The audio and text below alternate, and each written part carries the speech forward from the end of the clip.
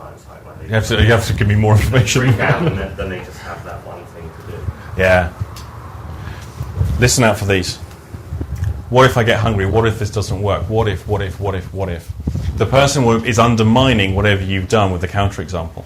Let me tell you why the rules that you're generating don't apply to me. What if? So you've got a training. Now the guy on the tube, the guy with his panic attacks on the tube, he got really angry. I mean, he goes in the 3 pillars thing. He's now at 3rd pillar. Gets really, really angry.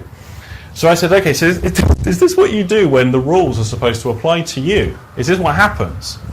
And he was really defensive, really aggressive, and he was going to walk out the session. He said, I haven't come here to listen to this. And I thought, all I said is, if you have a panic attack on the tube, you have to deal with it.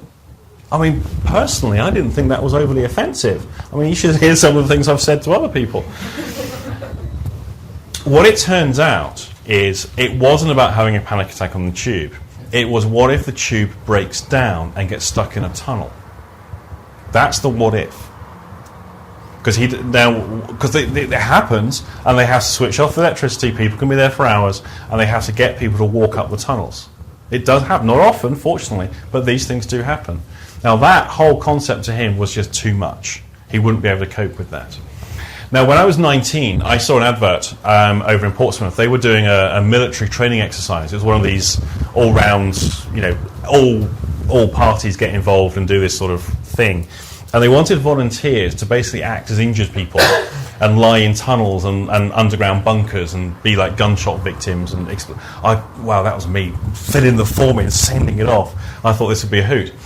Now, because I know that they do that kind of thing, what I did is I got the guy to do something similar. So he then went into a training exercise, or a number of training exercises, where staff actually train to evacuate people from these scenarios. So he got first-hand experience of what to do. So it's a training issue, because the reality was he didn't know how to deal with it, which is why he freaks out. Can I ask how you got from having a panic attack on the tube to it breaking down? Yeah, because I just won't buy. I just say we've got to deal with it. Because he's asking, going, what if? And he said, yeah, but what if it's broken down and we have to get off the train? So now in the rage, I don't have to ask him the information. He's supplying that information. So now it starts to crystallise. It becomes quite clear. So you kind of got him to be specific about what it is, and then you kind of then sort of talk about a coping strategy, in which case is to sort of actually, live through or simulate this event, and then give him some training skills. Having to fear it happening in the future, just go and try it out. Yeah. So now he knows what to do, because it's the fear of the unknown. It's the not knowing what the rules are. Again, for the 3 pillars thing, the middle pillar is classically about not knowing what to do, not knowing what the next step is.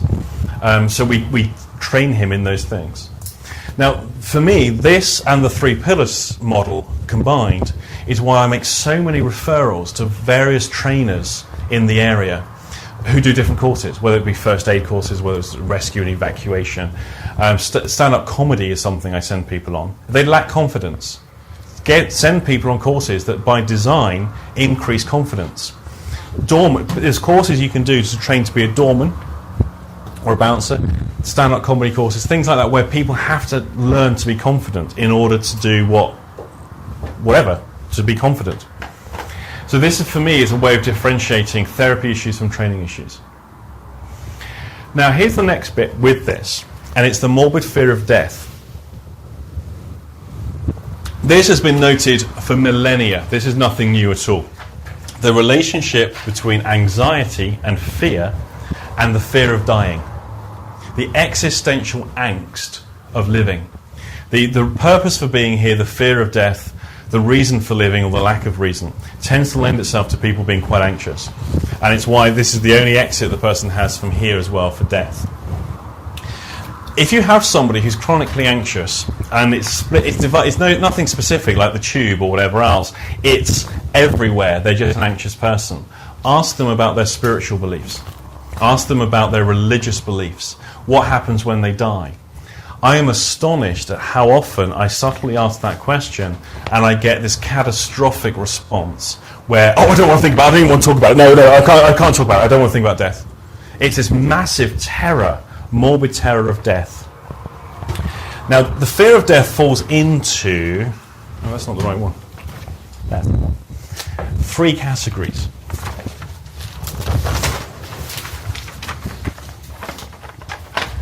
So, we've got the fear of death. 2 primary divisions of this.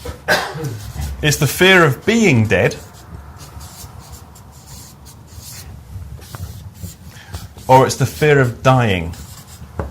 Okay? It's the fear of being dead, or it's the process of dying that scares them. Now, in terms of being dead, we've got 2 divisions, which is the effect on self. The effect on self, or the effect on others. And the method of dying. Now, for being dead, the effect on myself is I could be burning in hell. Okay? Right, fear of being dead is the effect on self. It could well be I'm in hell burning forevermore. But I've never heard that. It's about the absence of existence. The effect of being dead, it is the absence of existence. The mere terror of the person no longer existing. I have never found an exception to that when it's a fear of being dead, when it's applied to self. The other one of the fear of death is the effect it has on others. Who will look after my children? Or they may well have, and this is one I've found that's quite common, where it's the family nexus, they've got a disabled or a disabled or a handicapped child who now has grown up. And they're terrified about what will happen to them because no one can look after them as well as I do, which is probably true. So it's how do they deal with the aftercare when they're dead of the loved one. Or it could even be a pet, or a horse, or a long-lived animal. There's a tendency for older people to stop buying long-lived pets.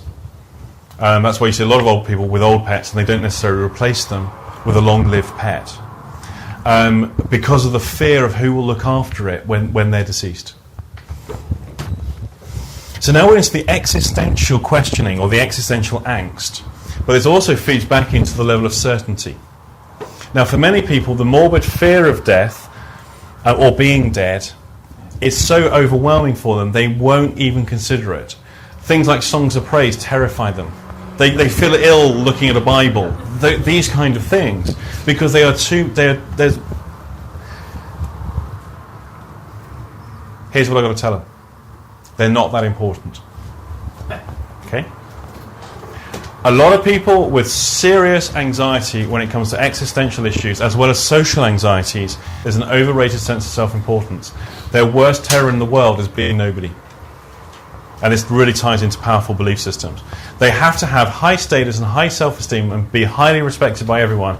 If anyone dares look down on them or think badly of them or have a negative thought about them, that just crushes them. They feel overwhelmed. One of the things I will do, and this infuses all of my work with anxious people who have this behaviour, which is most of them, they're not that important. It's not that anxious people have low self-esteem. They have an overrated sense of self-importance. Which naturally, the end result of this is being dead means they're a nobody. And that ties into all of their beliefs about importance. Existential angst such as this, level of importance with other people, their place in society, is where I would now explore with people. And I would tell them just like this, matter of fact, this is how it is. And I'm amazed how many people go, that's right, I always try and live up to a high expectation that I can never achieve, blah, blah, blah, blah, blah. So levels of self-importance.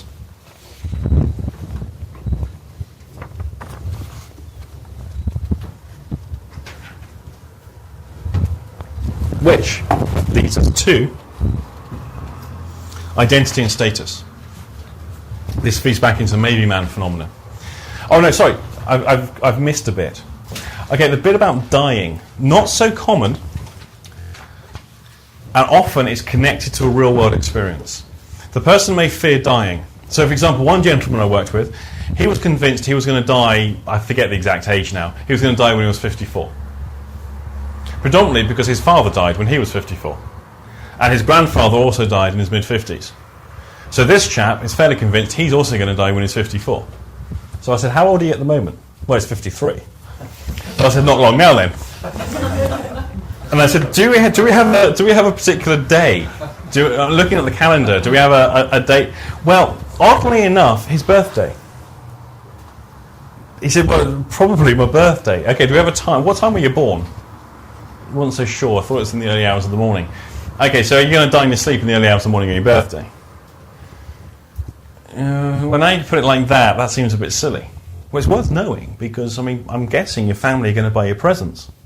You know? And if you're not going to be there to open the presents, then possibly we could let them know ahead of time, so they're not going to waste their time and money. You know? And also, we could prepare ahead of time the coffin and everything else, so you can plan for it, so it's less trauma to your family. Because you've got to think about the people you leave behind, right? Now, it's like, well, that seems a bit daft. Now, the people who have the fear of dying, often it is connected to an event in the past. So it may well be that somebody died in a horrible way, or there's a trait, a family trait. Well, our family dies of this. You know, some families, they all die of cancer. Some families, they all die of heart attacks. Some families, I mean, one I've just worked with in the last few weeks, they all died by suicide. It's like, holy crap. It's just this, every single one that's dead just top themselves. It's just awful. So it may well be that the dying is connected so you have different issues now. Have they dealt with that? Is it a grieving process? Is there unfinished business in relationship to the dead person or the mechanism of dying? Is there guilt that's attached to that? Is there anger that's attached to that? How did you deal with this family and this particular person that came to you? Which one? The suicide? Suicide, please. Answering that question in a very short thing, because there's a lot going on there. What I'm dealing with there is beliefs and values, depression issues, anxious issues. Pretty much. Because you know the link between media stories and suicide. Every time there's a plane crash, suicide rates rocket straight afterwards. The thing in Wales where there was a cluster, huge cluster, well, actually really, for suicide rates, a very significant cluster of young people killing themselves. And they're going, why are they doing this? All the newspapers screaming headlines, why are all these people in this town killing themselves? Well, unfortunately, statistically, we know it's the newspaper headlines that promote it. It's just the way. After Angie Watts in EastEnders, the night she killed herself, casualties were overwhelmed with people taking overdoses, because it gives the idea to people, and it's like, well, that's not so bad, because look what, you know. Do you remember that on EastEnders all those years ago? It was quite a while back. So, unfortunately, people's beliefs and expectations and legitimizations of methods will help promote those kind of issues. So it's a tricky area. And it's also then used as a weapon, isn't it? I just remember my mother-in-law said to me, oh, my sister walked into the sea at Worthing. That's how I said, would you like a lift?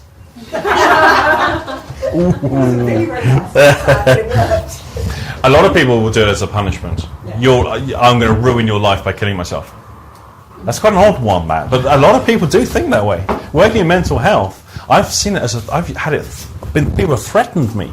If you don't do as I say, I'll kill myself, and it'll be your fault, and you'll lose your job. I go, well, at least I won't have to deal with you every day. I mean, they're kind of, I won't be bought or controlled by those kind of threats. It's quite an unpleasant thing. But people don't think like that because they're in their own distress and not reasoning it through.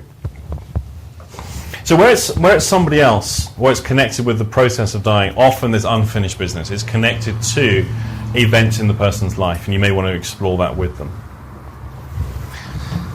How long have we got? Oh, we've got half.